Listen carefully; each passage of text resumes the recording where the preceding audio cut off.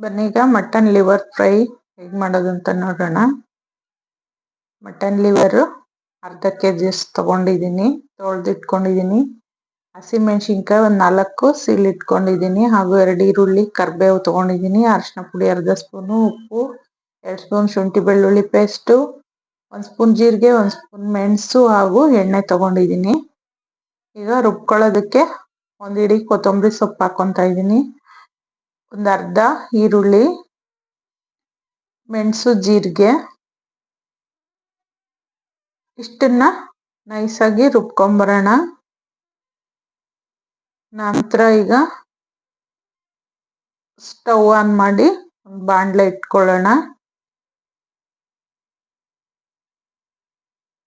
ಬಾಣಲೆ ಇಟ್ಕೊಂಡು ಅರ್ಧ ಬಟ್ಲಷ್ಟು ಎಣ್ಣೆ ತಗೊಂಡಿದ್ದೀನಿ, ಎಣ್ಣೆ ಹಾಕ್ಕೊತಾ ಇದ್ದೀನಿ. ಎಣ್ಣೆ ಬಿಸಿ ಆದ ನಂತರ ಹಸಿಮೆಣಸಿನ್ಕಾಯಿ ಹಾಗೂ ಕರಿಬೇವು ಹಾಕ್ಕೊತಾ ಇದ್ದೀನಿ.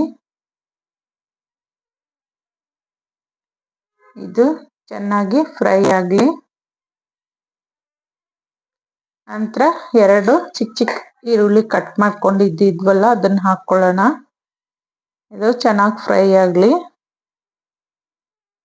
ನಂತರ ಶುಂಠಿ ಬೆಳ್ಳುಳ್ಳಿ ಪೇಸ್ಟು ಹಾಗೂ ಅರಿಶಿನ,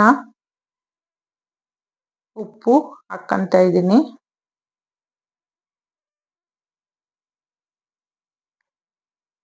ಪೇಸ್ಟ್ ಎಲ್ಲ ಚೆನ್ನಾಗಿ ಎಣ್ಣೆಯಲ್ಲಿ ಒಗ್ಗರಣೆಯಲ್ಲಿ ಹಸಿ ವಾಸನೆ ಹೋಗೋ ತನಕ ಫ್ರೈ ಮಾಡ್ಕೊಬೇಕು ಶುಂಠಿ ಬೆಳ್ಳುಳ್ಳಿ ಪೇಸ್ಟನ್ನು.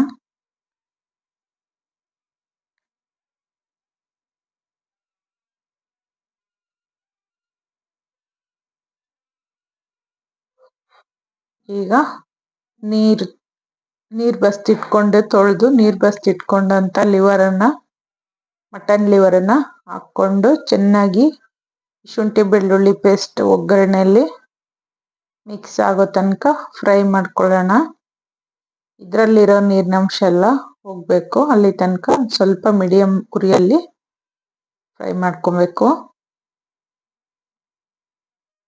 ನೋಡಿ ಎಣ್ಣೆ ಬಿಟ್ಕೊಂಡಿದೆ, ಅದು ಲಿವರಲ್ಲಿ ನೀರಿನಂಶ ಎಲ್ಲ ಹೊರಟೋಗಿದೆ. ಈಗ ನೀರಿಲ್ಲ ನೋಡಿ, ಅದರಲ್ಲಿರೋ ನೀರೆಲ್ಲ ಹೋಗಿದೆ. ಈ ಟೈಮಲ್ಲಿ ಈಗ ನಾವು ರುಬ್ಕೊಂಡಿರೋಂಥ ಮಸಾಲನ ಹಾಕ್ಕೊಳ್ಳೋಣ. ಇದಕ್ಕೆ ನೀರು ಜಾಸ್ತಿ ಹಾಕ್ಕೊಬಾರ್ದು, ಮಸಾಲೆ ಅಷ್ಟೇ ಹಾಕ್ಕೊಂಡು ಮಿಕ್ಸಿ ತೊಳೆದಂಥ ನೀರು ಒಂದು ಸ್ವಲ್ಪ ಒಂದು 2-3 ಸ್ಪೂನ್ ಅಷ್ಟು ಮಾತ್ರ ನೀರನ್ನ ತೊಳೆದ್ಬಿಟ್ಟು ಹಾಕ್ಕೊಳ್ಳೋಣ. ಇದಕ್ಕೆ ಜಾಸ್ತಿ ನೀರು ಬೇಡ. ಇಷ್ಟನ್ನ ಈಗ ಮಿಕ್ಸ್ ಮಾಡಿ ಚೆನ್ನಾಗಿ ಮುಚ್ಚಿಡೋಣ. ನೋಡಿ ತೆಗ್ದಿದ್ದೀನಿ. ಈಗ ನೋಡಿ ನೀರಿನಂಶ ಮಸಾಲೆ ಹಾಕಿದ್ದು ರುಬ್ಬಿದ್ದೆಲ್ಲ ಚೆನ್ನಾಗಿ ರೋಸ್ಟ್ ಆಗಿದೆ.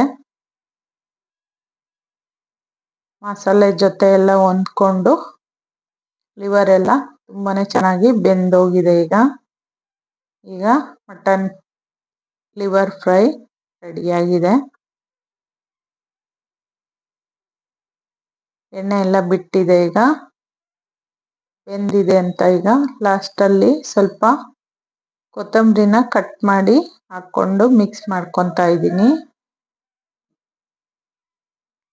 ಈಗ ಲಿವರ್ ಫ್ರೈ ತುಂಬಾ ಸೂಪರಾಗಿ ರೆಡಿಯಾಗಿದೆ. ನೋಡಿ ಈಗ ಒಂದು ತಟ್ಟೆಗೆ ಸರ್ವ್ ಮಾಡ್ಕೊತಾ ಇದ್ದೀನಿ. ತುಂಬಾ ಚೆನ್ನಾಗಿ ಬಂದಿದೆ ಮಟನ್ ಲಿವರ್ ಫ್ರೈ. ನೀವು ಒಮ್ಮೆ ಮನೆಯಲ್ಲಿ ಟ್ರೈ ಮಾಡಿ ನೋಡಿ, ತುಂಬಾ ಸೂಪರಾಗಿ ಬಂದಿದೆ, ತುಂಬಾ ಚೆನ್ನಾಗಿರುತ್ತೆ. ಒಮ್ಮೆ ಟ್ರೈ ಮಾಡಿ.